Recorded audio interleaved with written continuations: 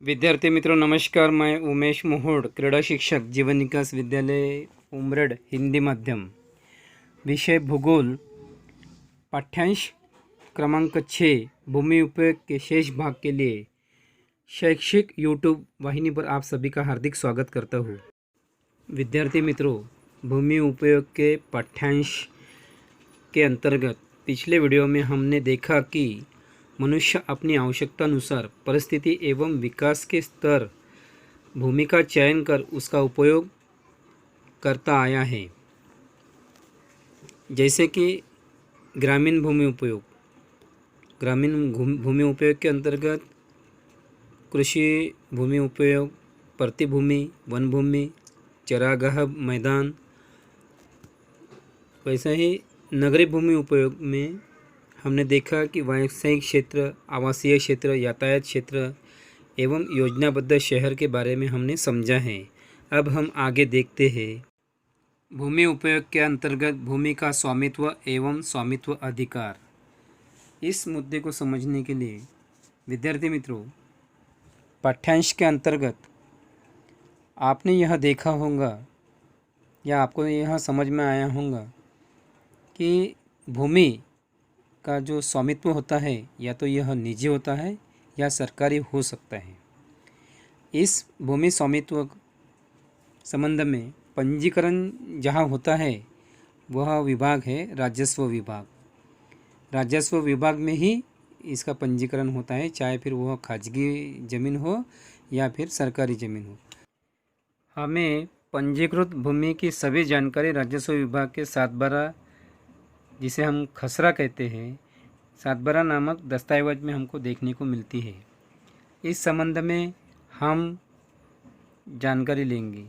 7/12 दस्तावेज के कारण भूमि संबंधी स्वामित्व अधिकारों के विषय में पता चलता है। यह दस्तावेज शासकीय अभिलेख राजस्व विभाग द्वारा जारी किया जाता है।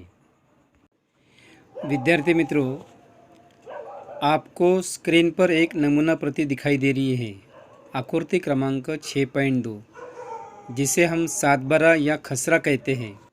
विद्यार्थी मित्रों, अगर आप किसान के परिवार से हैं तो आपके घर में ज़रूर यह नमूना प्रति दिखाई देगी, जिसे हम खसरा या 7/12 कहते हैं। इससे यह पता चलता है कि भूमि उपयोग का किस प्रकार होता है, भूमि का उपयोग किस प्रकार हुआ है, या फिर वह संपत्ति किस क्षेत्र की है, उसका मालिकाना हक या तो स्वामित्व का अधिकार किसका है। यह इस 7/12 के अंतर्गत या खसरा के अंतर्गत हमें पता चलता है। हमारे पास जो दस्तावेज होता है जिसे हम 7/12 कहते हैं, यह दस्तावेज शासकीय अभिलेख राजस्व विभाग यानी कि गवर्नमेंट रिकॉर्ड रेवेन्यू डिपार्टमेंट के द्वारा जारी किया जाता है। हमने यह देखा है कि भूमि से संबंधित पंजीकरण सरकार के राजस्व विभाग में ही होता है, यानी कि हमें जो भी पंजीकृत भूमि की जानकारी राजस्व विभाग के 7/12 खसरा नामक दस्तावेज में देखने को मिलती है। इस संबंधित जानकारी हम समझेंगे। विद्यार्थी मित्रों, उपरोक्त कथन से आपको यह ज्ञात हो गया होगा कि 7/12 दस्तावेज से ही भूमि संबंधित स्वामित्व अधिकारों के विषय में पूर्णतः पता चलता है।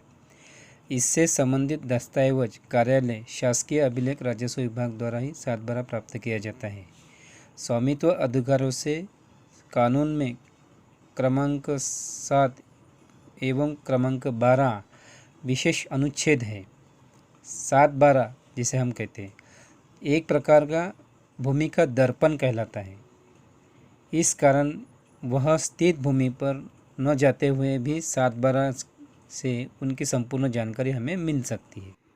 भूमि से संबंधित राजस्व विभाग से 7/12 संबंधित जो दस्तावेज जारी किया जाता है, उसमें उस रजिस्टर में जो एंट्री होती है, भूमि धारकों के स्वामित्व से संबंधित संपूर्ण जानकारी यहाँ दर्ज की जाती है, जैसे कि कर्ज का बोझ या कृषि भूमि का हस्तांतरण, फसल या बुवाई क्षेत्र आदि की सविस्तर जानकारी आपको इस दस्तावेज में देखने को मिलेगी। विद्यार्थी मित्रों, इनमें गांव का नमूना नंबर 7 एवं गांव का नमूना नंबर 12 मिलकर 7/12 यह दस्तावेज तैयार होता है। इसी कारण इसे 7/12 दस्तावेज के नाम से जाना जाता है।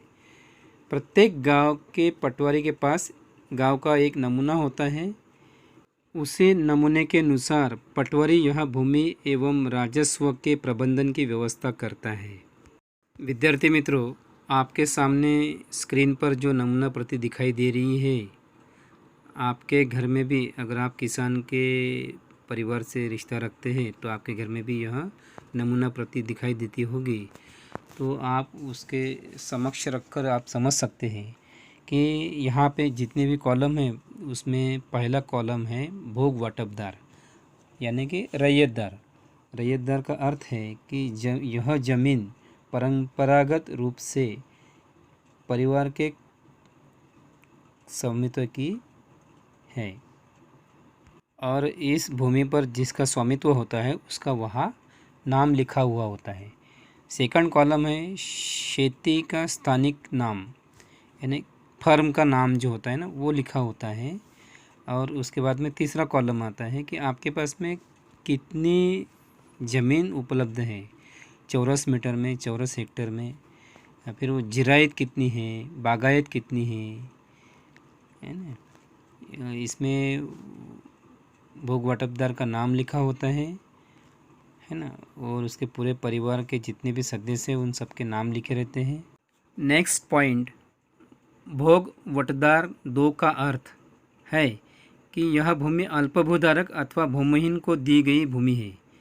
जिलाधीश की अनुमति देने पर ही इस जमीन को बेचना, किराए पर देना, गिरवी रखना, दान करना या इसका हस्तांतरण किया जा सकता है। किसके परमिशन से? सिर्फ जिलाधिकारी अगर इसको परमिशन दे या जिलाधीश परमिशन दे तो ही यह इसको हस्तांतरित कर सकता है या दान दे सकता है, गिरवी रख सकता है या फिर किराए से दे सकता है या फिर बेच सकता है। उसके नीचे का आता है पॉइंट आकार, अर्थात भूमि पर लगाया गया कर या टैक्स जो रुपए में या पैसे में दिया जाता है। उसके बाद है अन्य हक या संपत्ति पर अधिकार रखने वाले अन्य लोगों के नाम रहते हैं। साथ ही यह भी देख सकते हैं कि भूमि संबंधित भूमि पर लिया गया कर्ज चुकाया है या नहीं। नेक्स्ट हम देखेंगे पॉइंट संपत्ति पत्र या संपत्ति कार्ड। संपत्ति पत्र, प्रॉपर्टी कार्ड या मालमत्ता पत्र। यदि संपत्ति अकृषि भूमि यानी कि नॉन एग्रीकल्चर वर्ग में है तो पंजीकरण संपत्ति पत्र में किया जाता है या मालमत्ता पत्र में किया जाता है। स्वामित्व संबंधी अधिकार एवं क्षेत्र, रकबा जिसे क्षेत्रफल कहते हैं, जो एकड़ में गिना जाता है। रकबा यानी एकरेस, क्षेत्रफल जो गिना जाता है। रकबा को दिखाने वाला दस्तावेज नगर भू अभिलेख द्वारा दिया जाता है। नगर भू अभिलेख विभाग यानी कि म्युनिसिपल लैंड रिकॉर्ड। इसमें नीचे दी गई जानकारी होती है: सिटी सर्वे क्रमांक, अंतिम प्लॉट क्रमांक, कर का मूल्य, संपत्ति का क्षेत्र, रकबा जिसे कहते हैं, बंटवारे का अधिकार इत्यादि। विद्यार्थी मित्रों, कुछ बातें हमेशा हमको याद रखनी है। भूमि उपयोग पर परिणाम करने वाले घटक।